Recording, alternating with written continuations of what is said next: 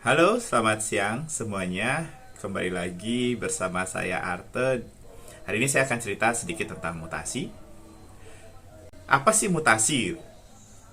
Mungkin beberapa dari teman-teman kalau mendengar kata mutasi yang seumuran dengan saya mungkin pemikirannya adalah X-Men gitu ya. Jadi manusia super, ada juga yang mungkin berpikir tentang kura-kura ninja gitu ya.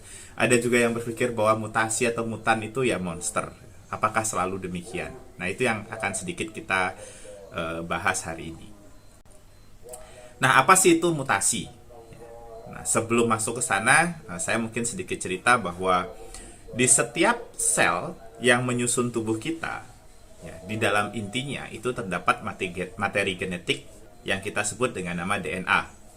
Nah, setiap organisme itu memiliki jumlah DNA tertentu di dalam tubuhnya. Nah, kalau pada sel manusia, kita memiliki sekitar 46 buah DNA, ya. Nah, DNA itu ya tergabung dengan protein membentuk struktur yang kita sebut dengan nama kromosom. Nah, mutasi itu adalah perubahan pada susunan dari DNA ataupun jumlah dari DNA yang ada di dalam sel. Nah, pertanyaannya sekarang, apakah mutasi itu selalu membuat terjadinya perubahan pada tubuh manusia?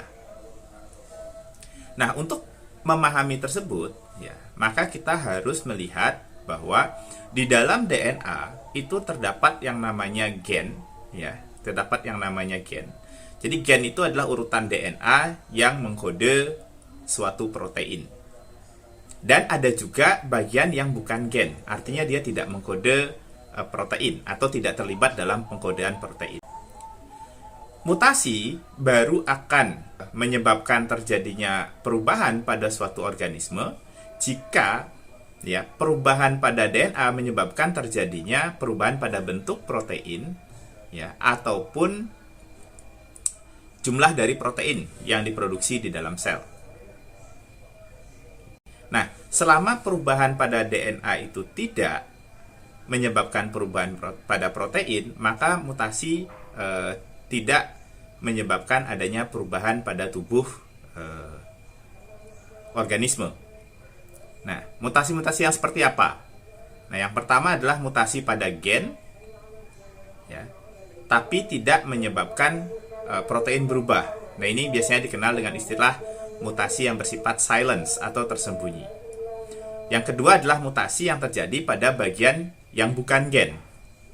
Ya, jadi bagian dari DNA yang bukan gen, maka mutasi-mutasi tersebut tidak akan menyebabkan perubahan pada tubuh kita. Nah, kemudian pertanyaannya, apakah mutasi itu selalu menghasilkan sesuatu yang berbahaya atau horor? Jawabannya tidak. Banyak mutasi ya yang terjadi di alam ini menguntungkan manusia sebenarnya.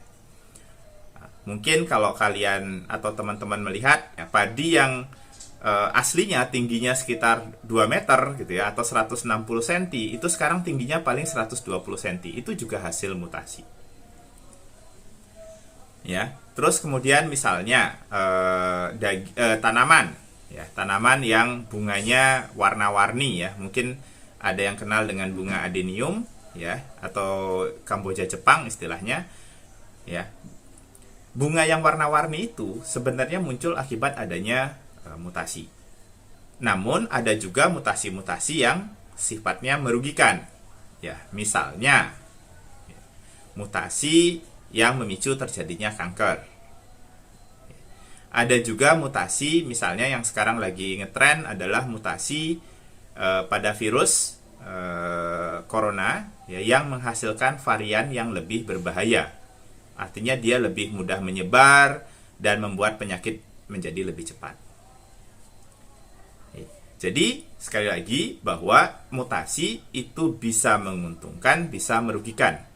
Mutasi juga bisa membuat suatu penyakit menjadi semakin berbahaya, bisa juga membuat penyakit menjadi tidak berbahaya.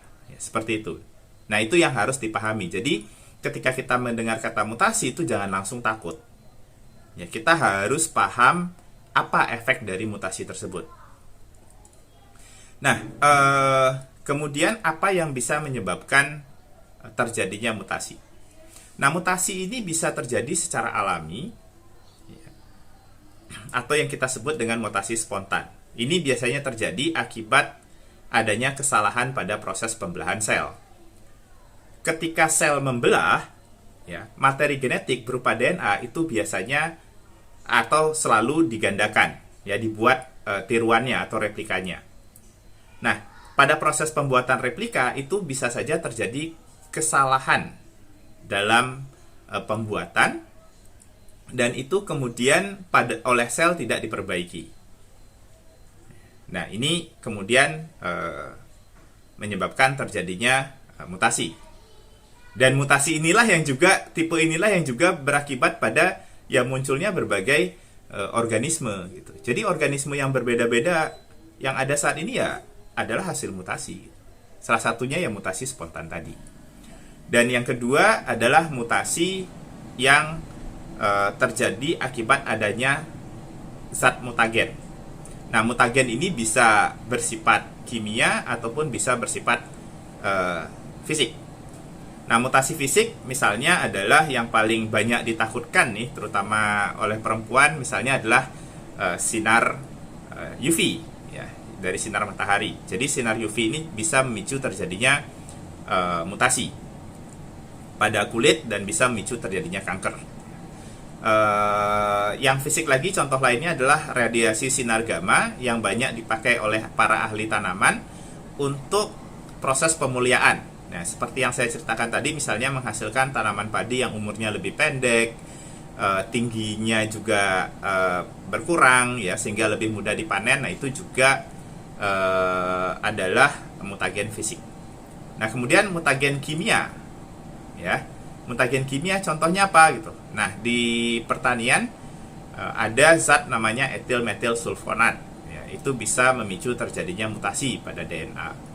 Kemudian zat-zat lain, ya, zat-zat lain saya tidak hafal jenis-jenisnya, ya.